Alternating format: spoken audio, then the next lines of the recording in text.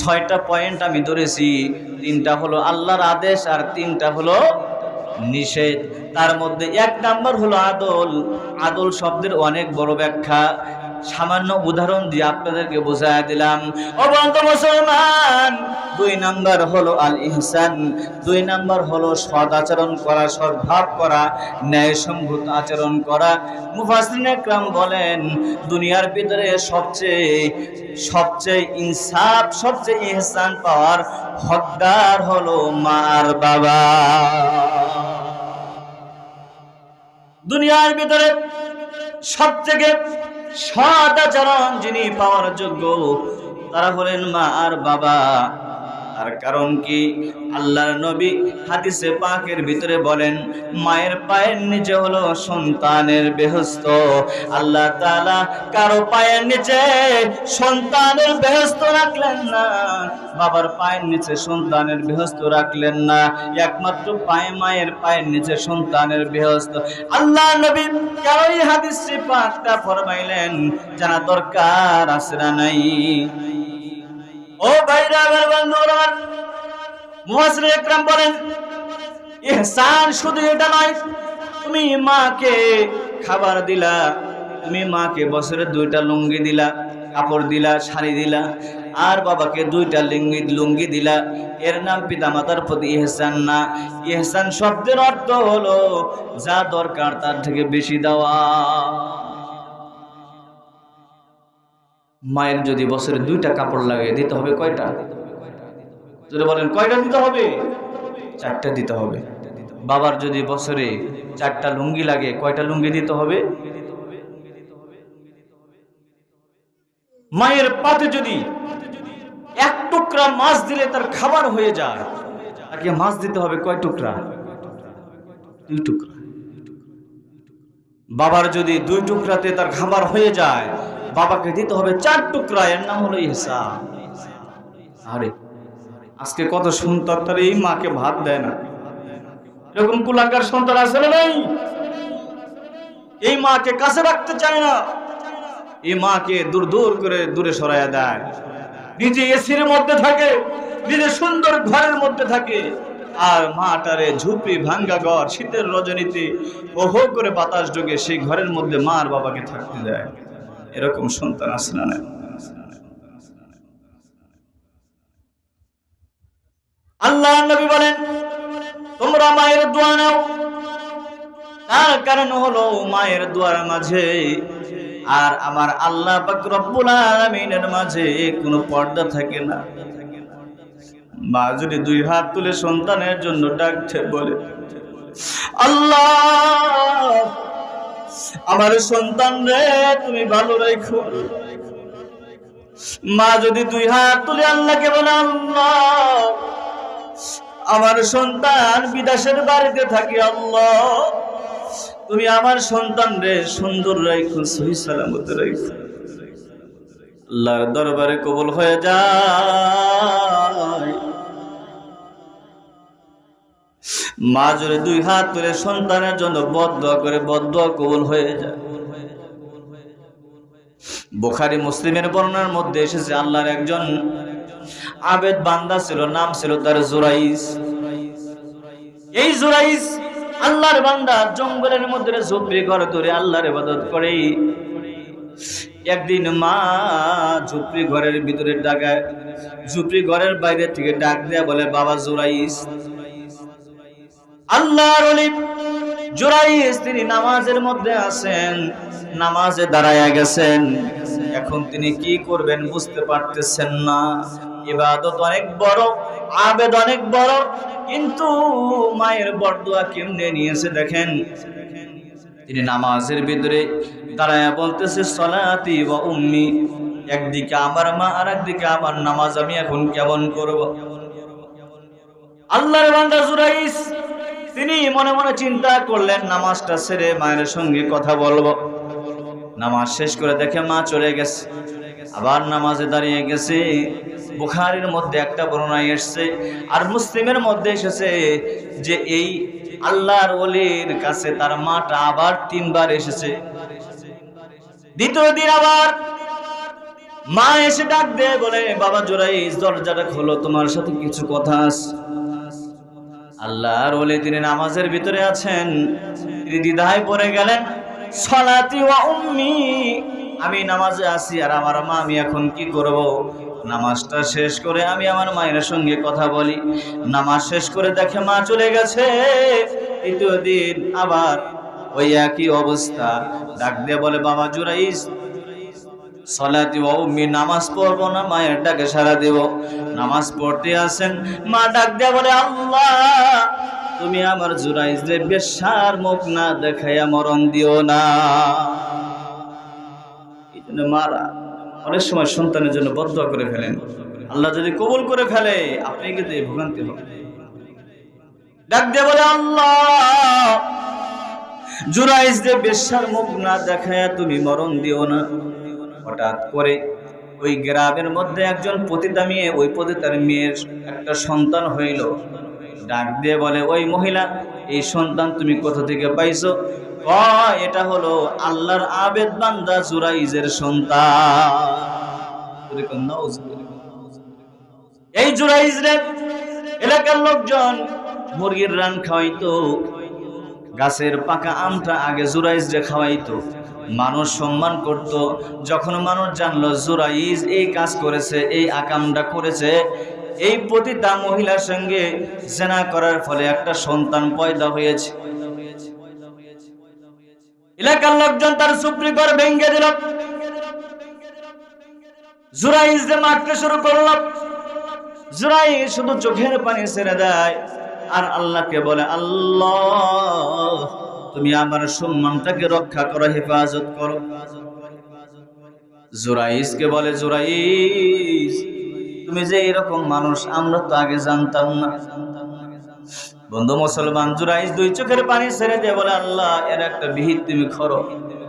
আল্লাহ বলে, জুরাইজ ওই সন্তান কথা বলবে, আমি তোমার চরিত্রের সার্টিফিকেট দেব। জুরাইজ রহমাতুল্লাহ আলাইহি ওই সন্তানকে ডাক দিয়ে বলে, ও সন্তান তুমি বলো তো তুমি কার সন্তান? তুমি কি আমার সন্তান নাকি? আল্লাহ পাক রব্বুল আলামিন এই শিশু সন্তানের জবানটা খুলে দেয়। আল্লাহু আকবার বলেন। এই শিশু সন্তানের জবাব খুলে দেয়, বলে, না না না জুরাইজ আমার বাবা না, আমার বাবা হলো আমার মা অমুক রাখালের সাথে জিনা করার ফলে আমি পয়দা হয়েছি।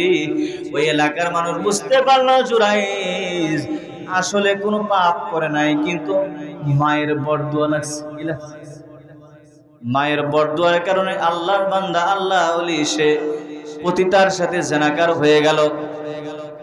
ও বন্ধু মুসলমান, মায়ের বরদুয়া নিয়েন না। মা যার বেঁচে আছে, আল্লাহর নিয়ামত বেঁচে আছে, মা বাবা যার বেঁচে আছে, দুই হাত তুলে একটু দেখি কার কার মা বাবা বেঁচে আছে। দুই হাত তুলে দেখি, মাশাআল্লাহ। কার বাবা বেঁচে আছে, মা নাই? মা আছে, বাবা নাই। যাদের কিছুই নাই তারা হাত তোলেন। মাও নাই, বাবা নাই, দুনিয়ার সমস্ত নিয়ামত ফুরায় ফেলাইছে রে বাবা। আমার নবী বলেন, এই মায়ের পায়ের নিচে কেন সন্তানের বেহেশত রাখা হলো, আর কোন জায়গায় কেন রাখা হলো না রে? বিজ্ঞান বলে, এই সন্তান যখন তার মায়ের পেটের ভিতরে থাকে, 6 মাস যখন হয়ে যায়, তখন এই সন্তানের কানটা খুলে যায়। মা যা করে সন্তান তাই শোনে। মা যদি সিনেমা দেখে, মা যদি গান বাজনা করে, সন্তানটা গান বাজনা শোনে। মা যদি গীবত করে, ওই সন্তানটা গীবত শোনে। মা যা যা করে এই সন্তানের কানের ভিতরে পৌঁছায়া এই সন্তানটা ভবিষ্যতে সেই রকম হয়ে যায়। ও বন্ধু মুসলমান, বয়স যখন 7 হয়ে যায়, বিজ্ঞানীরা বলে মায়ের পেটের ভিতরে 10 থেকে 12 ইঞ্চি সন্তান থাকার জায়গা আছে। এই সন্তান 10 থেকে 12 ইঞ্চির মধ্যে জায়গার মধ্যে থাকে। যখন 7 মাস হয়ে যায়, এই সন্তানটা 10 থেকে 12 ইঞ্চি লম্বা হয়ে যায়। 10 মাস 10 দিন হওয়ার আগ পর্যন্ত সন্তানটা বাড়তে থাকে, বড় হইতে থাকে। বিজ্ঞানীদেরকে প্রশ্ন করা হলো, বিজ্ঞানীরা 7 মাসে যদি সন্তান 10 থেকে 12 ইঞ্চি লম্বা হয়ে যায়, তাহলে যে আরো 3 মাস তারা যে বাড়তে থাকে, এইটা কোথায় চলে যায়? বিজ্ঞানীরা বলে 7 মাস যাওয়ার পরে সন্তানের বয়স যখন বাড়তে থাকে, সন্তান যখন বড় হইতে থাকে, এই সন্তানের পাটা মরে যায়, মায়ের কলিজায় লেগে যায়।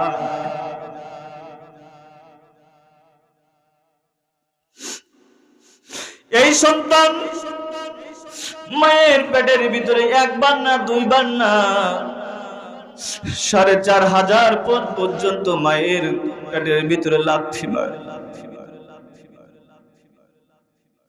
এই সন্তান জীবনে বড় 3টা লাথি মারে।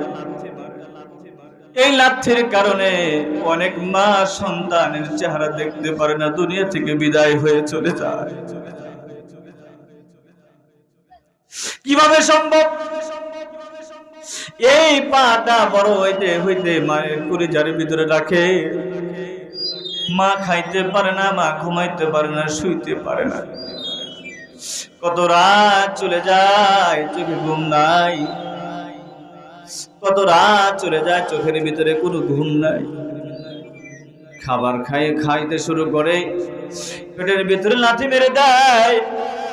মা খাবার লোকমা ছেড়ে দিয়ে সঙ্গে সঙ্গে সে উঠে যায়, খাইতে পারে না, বমি করে দেয়। কোনো খাবার পেটের ভিতরে রাখতে পারে না। 7টা মাস মার বমি করতে করতে যায়, ঠিক কিনা বলে? ও বন্ধু মুসলমান, এই পাটা মায়ের কলিজার ভিতরে রাখলো। দুনিয়ার ভিতরে যখন আসে, মায়ের কলিজার ভিতরে লাথি দিয়া মায়ের কলিজা ফাটাইয়া চুরমার করে চলে আসে। বলে তাহলে মা, জনম দুঃখিনী মা কেমনে বাঁচে? মায়ের ওই কলিজার ভিতরে কে সেলাই করবে? মায়ের কলিজার ভিতরে সেলাই করার মতো কোনো ডাক্তার বাইর হয় না। বিজ্ঞানীরা বলে সন্তান যখন দুনিয়ার মধ্যে আসে, আর এই সন্তান যখন মায়ের চোখের সম্মুখে ধরা হয়, মায়ের কলিজা অটোমেটিকলি সেলাই হয়ে যায়। আমি দেখেছি বাবা, গত 5 তারিখে আমার সন্তান হয়েছে। মা হয় তো কষ্ট, আমার বেবি মনে হয় দুনিয়া থেকে চলে যায়। রাত 4টার সময় আল্লাহর দরবারে সিজদা দিয়ে পড়ে রইলাম। আল্লাহর কাছে বললাম, আল্লাহ আমার বেবি আর বাচ্চারে তোমার কাছে ভিক্ষা চাই গো আল্লাহ। আমি আমার মাকে জড়ায় ধরে বললাম, মা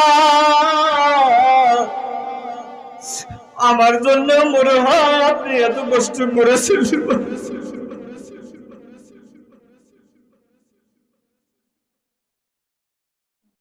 মা আপনি আমার জন্য এত কষ্ট করেছেন। ও বন্ধু মুসলমান, মায়ের ঋণ কেমনে শোধ করবারে বাবা? মায়ের ঋণ শোধ করার মতো কোনো কিছু নাই। মায়ের 1 ধার দুধের দাম কাটিয়া গায়ের চাম, মায়ের 1 ধার দুধের দাম কাটিয়া গায়ের চাম, পাপোশ বানালেও ঋণ শোধ হবে না। দুঃখের দরদি আমার জনম দুঃখী মা, গর্ভধারিণী মা, দুঃখের দরদি আমার জনম দুঃখী মা। এই মার যার কবরে চলে গেছে, সমস্ত আমলের দরজাগুলো বন্ধ হয়ে গেছে গো বাবা। আল্লাহর নবী হাদিসে পাকের মধ্যে বলেন, মা মরে যায়, বাবা মরে যায়, কিন্তু তাদের আমলের দরজা বন্ধ হবে না। যদি সে নেককার সন্তান রেখে যায়, ওই সন্তান যদি আল্লাহ রাস্তায় দান করে, ওই সন্তান যদি মসজিদে দান করে, সন্তান যদি মাদ্রাসায় দান করে, সন্তান যদি নামাজ পড়ে মা বাবার জন্য দোয়া করে, সূরা ফাতিহা পড়ে, সূরা ইখলাস বলে দোয়া করে, ওই মা বাবার কবরে আল্লাহ পাক রব্বুল আলামিন সওয়াব পৌঁছে দেয়। ও ভাই, আপনিও একদিন বাবা হয়েছেন, আপনি একদিন দুনিয়া থেকে চলে যাবেন। আপনি যদি আপনার সন্তানের শিক্ষা দেন যে বাবা আল্লাহর রাস্তায় কাজ কইরো, আল্লাহর জন্য কাজ করো, আমাদের জন্য দোয়া কইরো, কারণ সন্তান যদি বাবার কবরের পাশে যা বলে রব্বির হামহুমা কামা রব্বায়ানি সগীরা, আল্লাহ পাক রব্বুল আলামিন বলেন আমি রহমান আর রহিম, ওই বান্দার কবরে আমি আযাব দিতে পারি না। এই জন্য বলি ও আল্লাহর বান্দারা,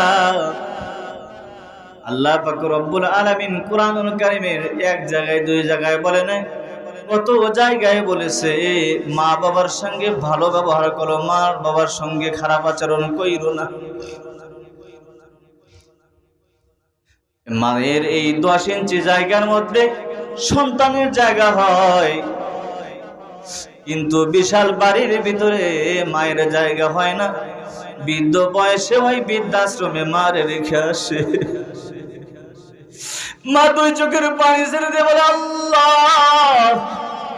আমার সন্তানরে আমি গর্ভে ধারণ করেছিলাম গো আল্লাহ, আমার সন্তান না বুঝে না জেনে আমাকে এখানে রেখে গেছে আল্লাহ, এই জন্য তুমি আমার সন্তানের উপরে বালা মুসিবত দিও না।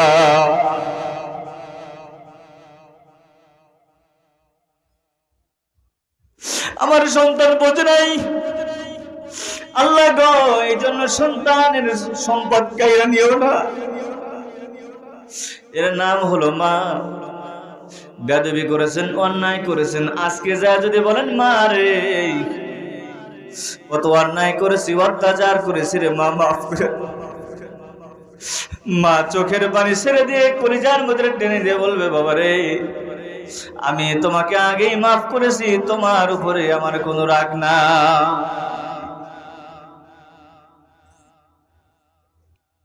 শুধু তাই নয় রে বাবা, বিদেশ থেকে যখন প্রবাসী ছেলে আসে, প্রবাসী ছেলে আসার পরেই স্ত্রী যায় বিটকেসটা ধরার জন্য, সন্তানরা বলে আব্বা আমার জন্য বিদেশ থেকে কি নিয়ে আসছে। মা দৌড় দিয়া যায় দেখে বাবা আসছে, মা ওই বিটকেসের দিকে তাকায় না, সন্তানের ওই সম্পদের দিকে তাকায়। মা সন্তানকে কোলে জড়ায় ধরে, বাবা রে বিদেশের বাড়িতে কত কষ্ট করো, মুখটা না শুকায় গেছে। এই বাবা মার সাথে নেমক হারামি কইরেন না রে বাবা, এই মার সাথে নেমক হারামি কইরেন না, কারণ মা বাবার সাথে নেমক হারামি করলে জান্নাত হারাইবেন, জাহান্নাম ওয়াজিব হয়ে যাবে, ঠিক কিনা বলে। এই জন্য আপনাদের মধ্য থেকে বাবারে আমি চাই বাবার জন্য কিছু টাকা, মায়ের জন্য কিছু টাকা আল্লাহর এই ঘরের জন্য দান করবেন। আমার আল্লাহর নবী হাদিসে পাকের মধ্যে বলেন, যে ব্যক্তি মসজিদ আবাদ করে দুনিয়ার ভিতরে, আমি আল্লাহ পাক রব্বুল আলামিন হাদিসে কুদসির মাধ্যমে বলে দেন যে আল্লাহ তাআলা জান্নাতের ভিতরে তার জন্য ঘর নির্মাণ করে দেয়।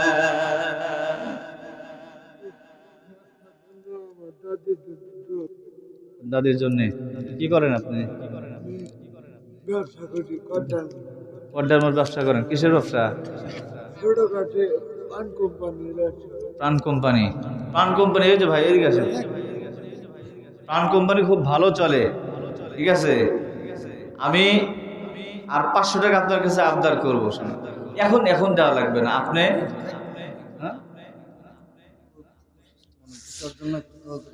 মাশাআল্লাহ, জাযাকাল্লাহু তাআলা খাইরান ফিদ দুনাইন।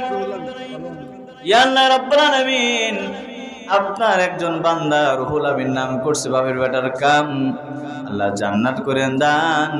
দুই হাত তুলে আল্লাহ তাআলার কাছে দোয়া করি, আল্লাহ ইয়া আল্লাহ তাআলা, আল্লাহ তোমার বান্দা দাদির রুহের মাগফিরাতের জন্য 500 খানা টাকা আল্লাহ তোমার ঘরের জন্য দিয়ে যায়। আল্লাহ দাদি আর নাতির সম্পর্ক কত, আল্লাহর নবী দাদাকে কত ভালোবাসতেন, দাদিকে কত ভালোবাসতেন। আল্লাহ তাআলা তুমি এই নাতির দানখানা কবুল করে নি, দাদির কবরটা জান্নাতের বাগান বানিয়ে দাও, আমিন।